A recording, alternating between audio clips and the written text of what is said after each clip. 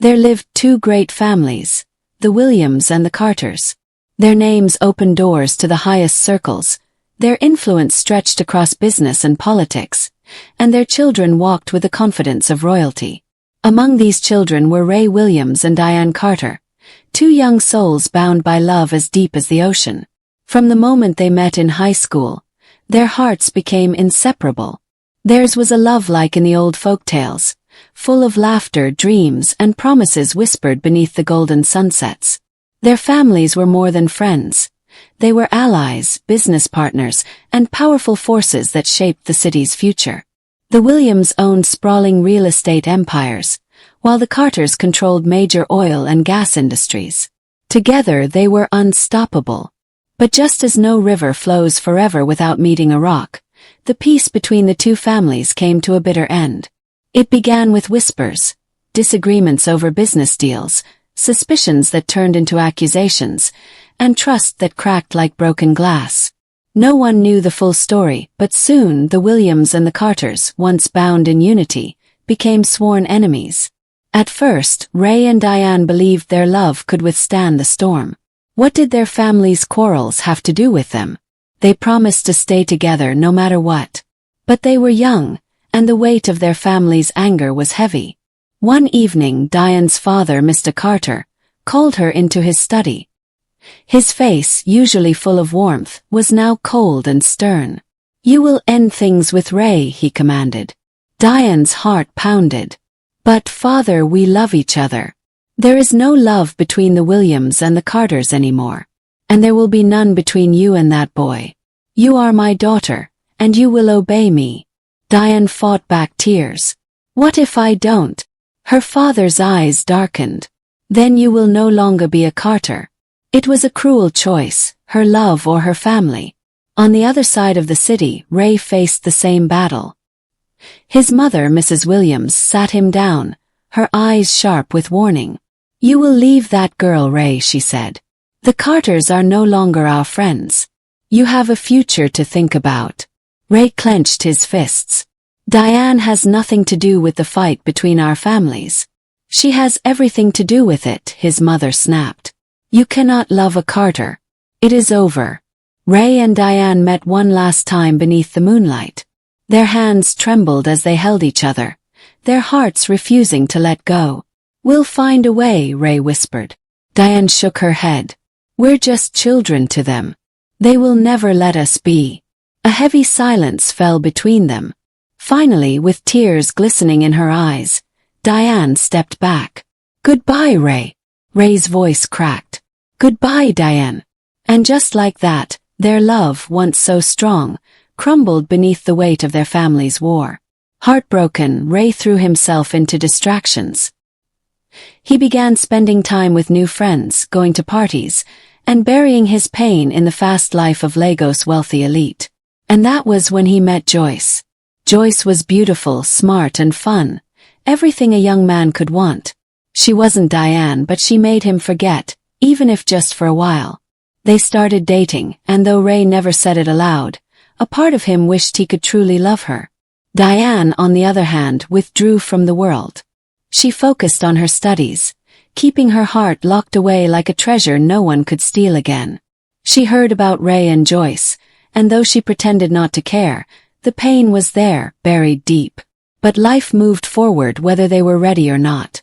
One evening, Joyce sat in her bedroom, staring at a pregnancy test in her trembling hands. Positive. Her heart raced. She was carrying Ray's child. Panic gripped her. Ray had never spoken of a future with her. He was still healing from Diane. And now, he was leaving. He had just been accepted to a prestigious university in America to study engineering. Joyce thought of telling him, but fear held her back. What if he left anyway? What if he didn't love her enough to stay? So she made a choice. She would not tell him. Not yet. The night before Ray's flight, Lagos was alive with celebration. His family threw him a grand farewell party, attended by the city's elite. Joyce was there, smiling beside him, but the secret inside her chest felt like a weight she could barely carry. Diane was nowhere to be seen. She had no place in his life anymore. As the night ended, Joyce held Ray's hands tightly.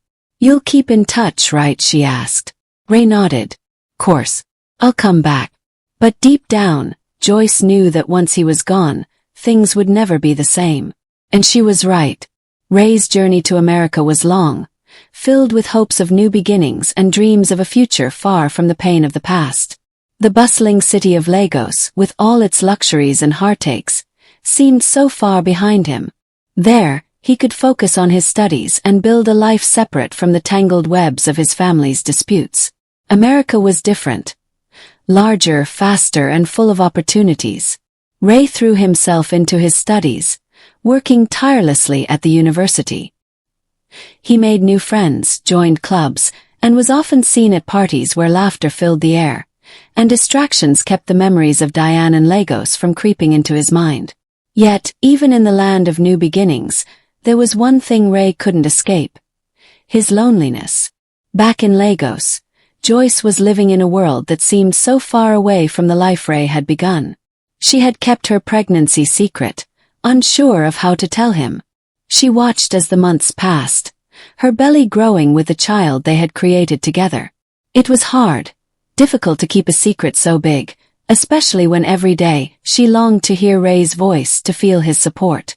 But she had made her choice, and she would carry it alone. Months went by, and Joyce raised their child, a beautiful baby girl named Emily. She kept her life as normal as possible, pretending to the world that nothing had changed. But deep inside, she knew she was holding on to a lie, and it was growing heavier with each passing day. Ray, meanwhile, went through his days in a haze, focusing on school and avoiding any thoughts of the past. Then one day a message arrived. It was from Joyce. Ray opened the message slowly, not knowing what to expect. The words, though simple, hit him like a thunderclap. "Ray, I need to tell you something. I have your daughter. She's our child. Her name is Emily. I never wanted to keep this from you, but I didn't know how to tell you. Please don't be angry. I thought I could do this alone, but I can't. I need you." Ray stared at the screen, his hands trembling. His heart skipped a beat. A daughter. He had a child. The news was like a thunderstorm inside him, a mixture of shock, confusion, and a deep sense of guilt. How had he not known? How had he let time slip by without knowing that a part of him, his flesh and blood, had been growing in another city? In the days that followed, Ray tried to make sense of the news.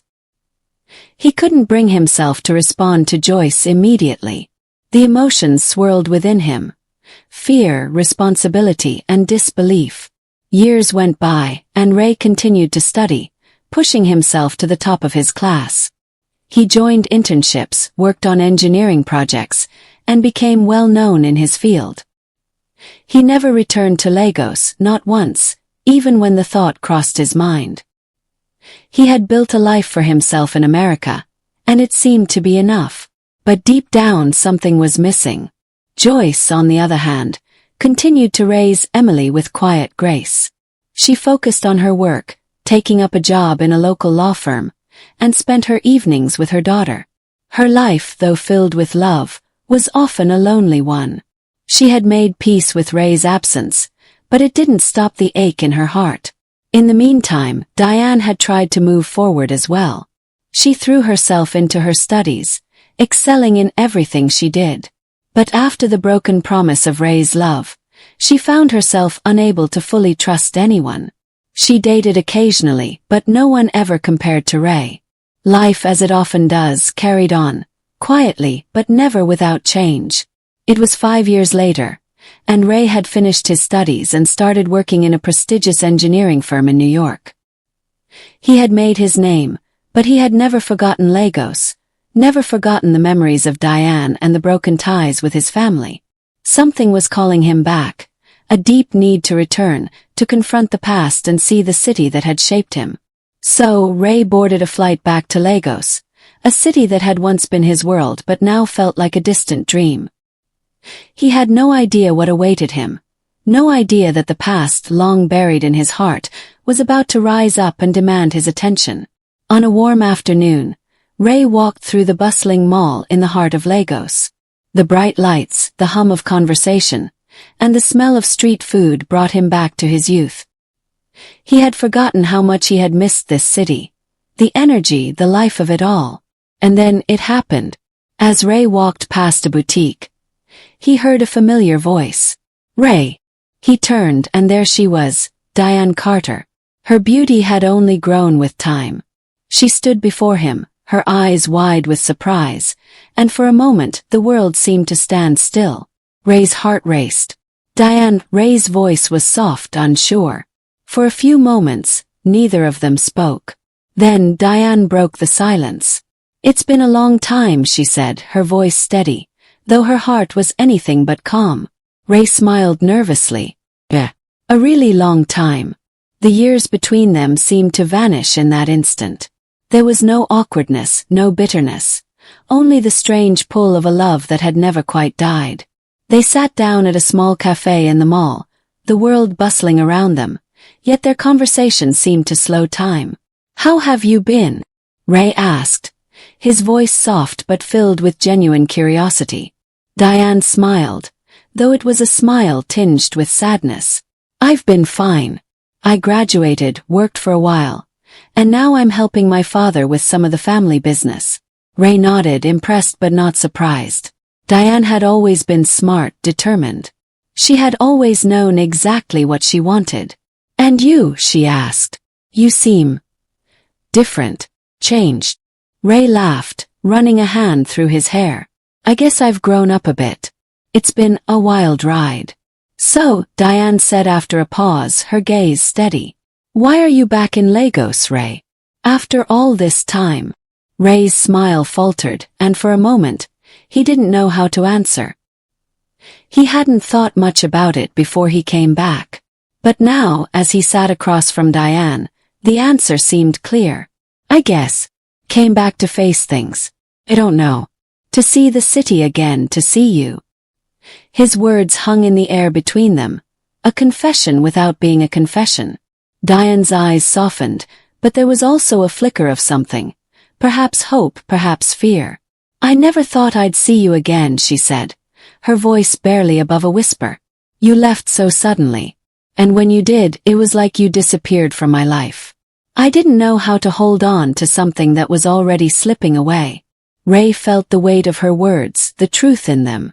The hurt that had never really gone away, even in all the years since their last goodbye. I'm sorry, he said quietly. I should have stayed. I should have fought for us. I was young and scared, but that's no excuse. You didn't deserve to be left like that. Diane looked at him, her eyes searching his face as though trying to find the Ray she had once loved. And now, she asked. What do you want now, Ray? What do you think can be fixed after all these years? I don't know, he said. But I want to find out. If you're willing to let me. I don't know if I can just forget what happened, Diane said, her voice tight. It wasn't just you leaving, Ray. It was everything that came after. The way you just vanished. The way we were nothing to you anymore. Ray's chest tightened at the pain in her voice. He had never meant to hurt her. I never wanted to hurt you, Diane, he said, his voice raw. And I know I can't undo the past. But I'm here now. And if you'll let me, I want to try again. To start over. For a moment, Diane said nothing. She looked down at her hands, unsure of what to say. Her heart told her to trust him, to believe in the possibility of something new. But the scars from the past were still fresh, still painful. I don't know, she whispered finally. I'm not the same girl I was back then. And I'm not sure I can just pick up where we left off. Ray nodded, understanding. He had been foolish to think everything could be the same, to think that time would erase all the hurt. But I'm willing to try, he said earnestly. If you are. Diane looked up at him, meeting his gaze. Her heart raced, her emotions swirling like a storm inside her. I'm not promising anything, she said, her voice firm but soft. But I'm willing to see where this goes. To give us a chance. Ray's heart lifted with relief. Thank you, he said, his voice filled with gratitude. Over the next few months, Ray and Diane spent more time together. They went to dinners, took long walks through the city, and talked about everything and nothing. It felt like they were falling in love again, but this time it was different. They were both more guarded, more aware of the risks of opening up. Ray couldn't stop thinking about the secret Joyce had kept from him, the child he had never known about. But he didn't tell Diane. Not yet. He was afraid of what it might do to their fragile bond. And then, one evening, under the soft glow of the city lights, Ray surprised Diane with a proposal. "I know we've been through so much," he said, kneeling down before her in the quiet of the park. "But I can't imagine my life without you. Will you marry me, Diane?" Diane's eyes widened in surprise. She hadn't expected this, not now, not after everything. She opened her mouth to speak, but the words caught in her throat. Ray held her hand, looking up at her with sincerity in his eyes. "I love you, Diane. And I want to spend the rest of my life making up for the mistakes I made." Tears welled in Diane's eyes as she looked at him. For a moment, she saw the Ray she had once loved so deeply, the one who had promised to always be there. "Yes," she whispered. "Yes, I will marry you." The days leading up to Ray and Diane's wedding were filled with excitement and anticipation. The city of Lagos buzzed with preparations, guests arriving from all over, the best event planners in town working tirelessly to make everything perfect, and the grand church where the ceremony would take place being decorated with flowers and fine lace. It was supposed to be the happiest day of their lives, a celebration of love, a symbol of new beginnings after so much pain. The night before the wedding, Ray lay awake, his mind racing. He kept going over the conversation he would have with Diane, practicing the words, but nothing sounded right. How could he explain the mistake that had haunted him for so long? How could he tell her about Emily without losing everything they had built together? But as the night wore on, Ray realized that he couldn't live with the secret any longer. He had to be honest with Diane, before it was too late. The morning of the wedding arrived, and the church was filled with guests, their laughter and conversations filling the air. The music began, and the moment Diane had dreamed about was finally here. She looked radiant in her white gown, her smile brighter than the morning sun, as she made her way to the altar with her father. Ray's heart skipped a beat when he saw her. She was more beautiful than he had ever imagined. His mind raced with thoughts of their future, of the life they would build together. But as Diane reached the altar, just as the priest began to speak the words that would join them in holy matrimony, the door of the church burst open. The crowd fell silent. A woman stood in the doorway, her face flushed, her eyes wide with anger. It was Joyce. "Ray!" she screamed, her voice cutting through the silence like a knife. The guests turned, whispering in confusion. Diane's heart stopped. Who was this woman? Why was she shouting? Ray froze. His face paled as Joyce stormed toward the altar. Her eyes locked on him with a mix of pain and fury. "You think you could make me a young mother, ruin my future, and then marry another woman?" Joyce screamed, her voice trembling with emotion. "You didn't even think to tell her, did you? You didn't think to tell her that you have a child. Our child." Ray's face turned red with shame and guilt. He opened his mouth to speak, but the words caught in his throat. He had never imagined it would come to this. "Tell her, Ray," Joyce spat. "Tell her that you have a daughter. Tell her about Emily." Diane's eyes widened, her body shaking with disbelief.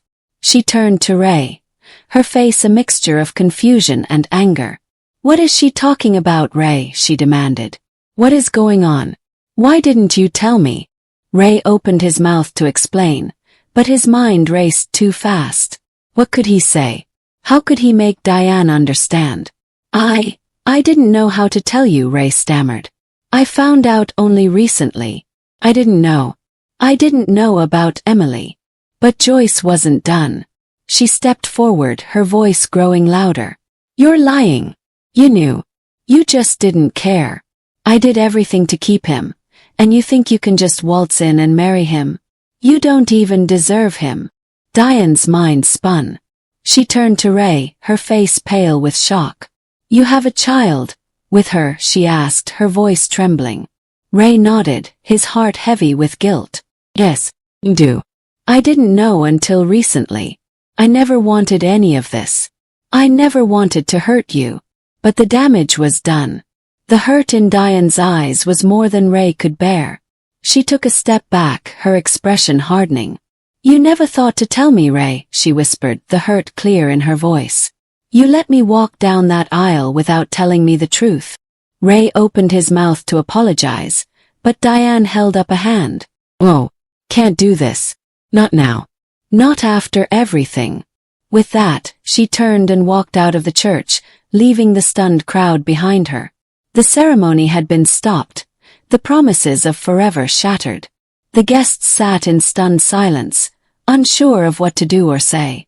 Ray stood frozen, guilt and regret washing over him in waves. Joyce stood nearby, her eyes burning with a mix of triumph and anger.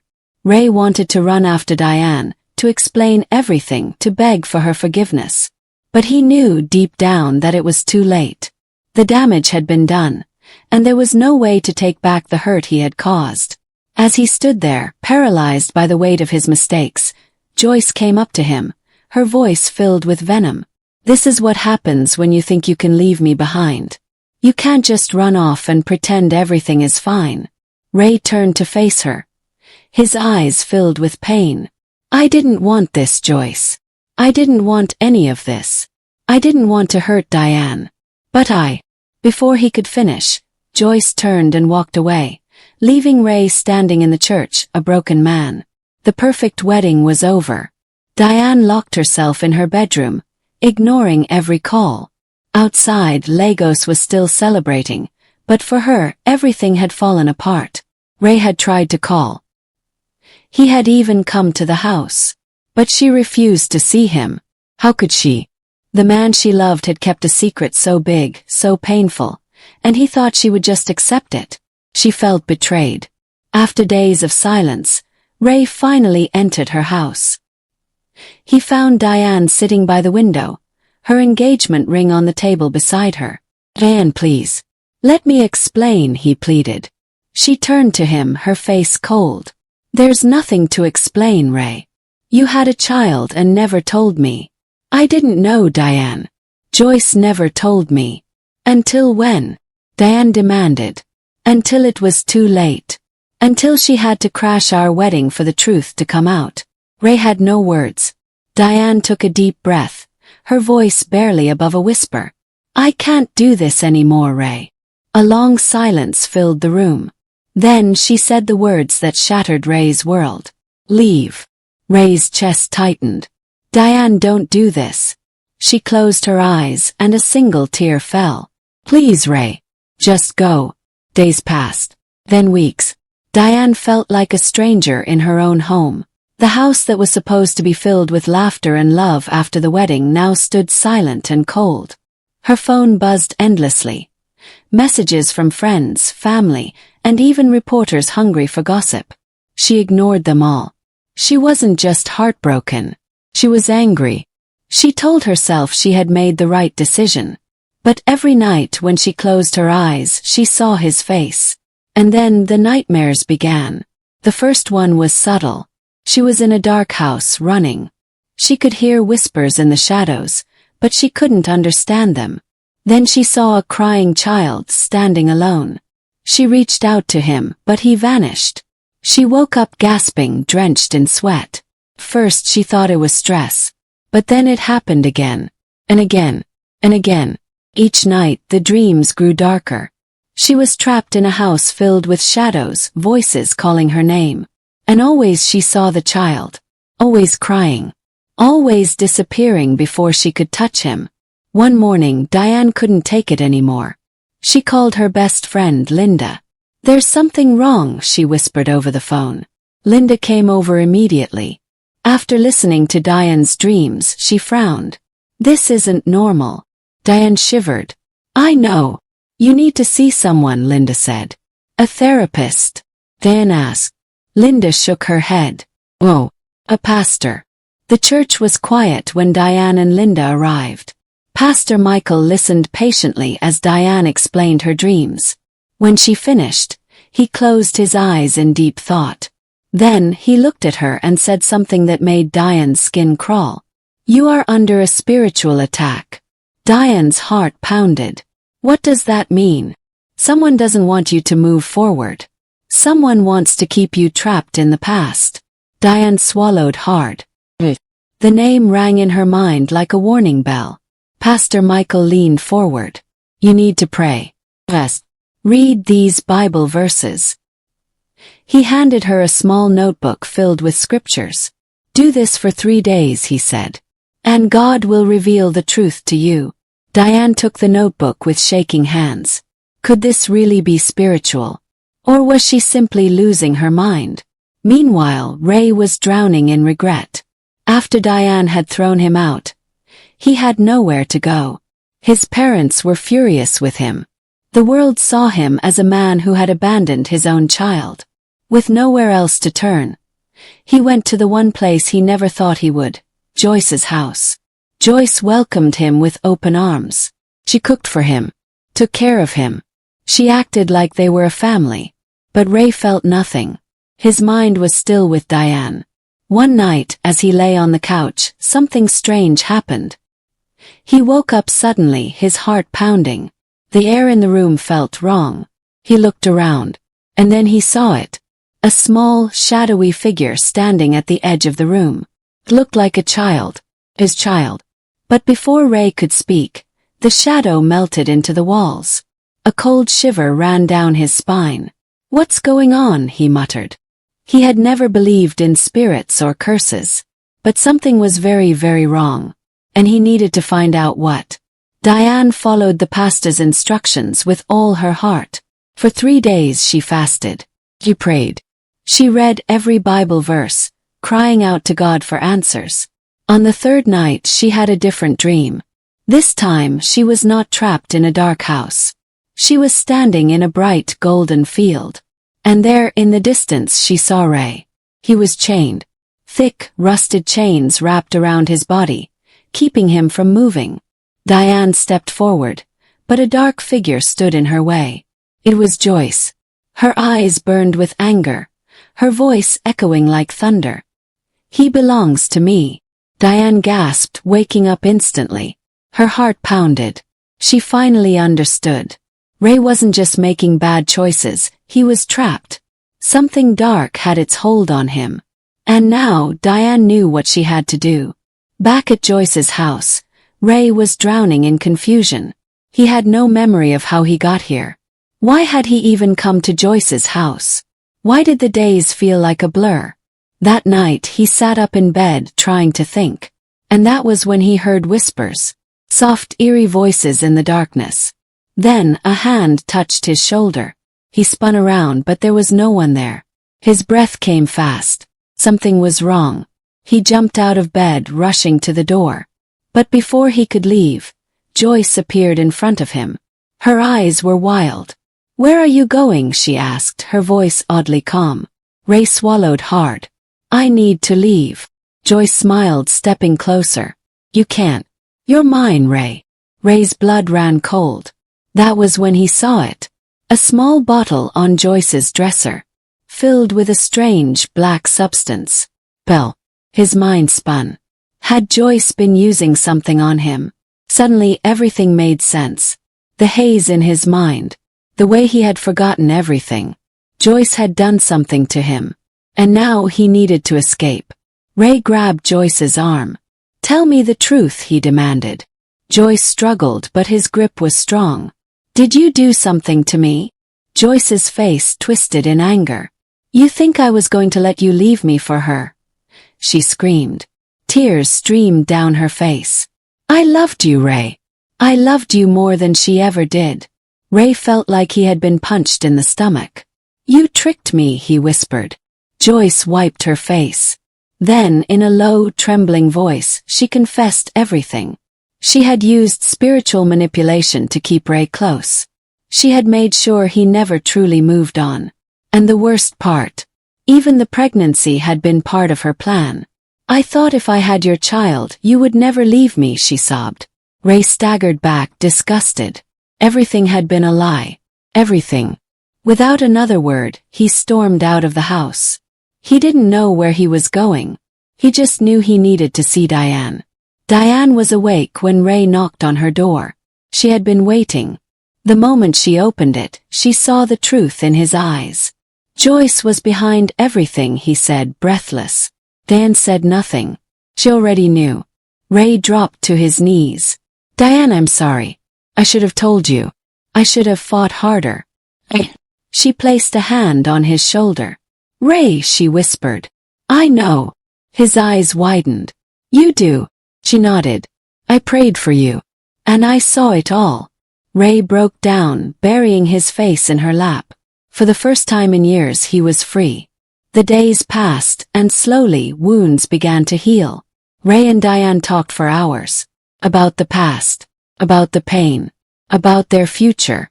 One evening, as the sun set over Lagos, Ray took Diane's hands. I still love you, he said softly. Diane's eyes filled with tears. And I still love you. He pulled her close. Will you give me one more chance? Diane hesitated. Then she smiled. Yes. And this time nothing would break them apart.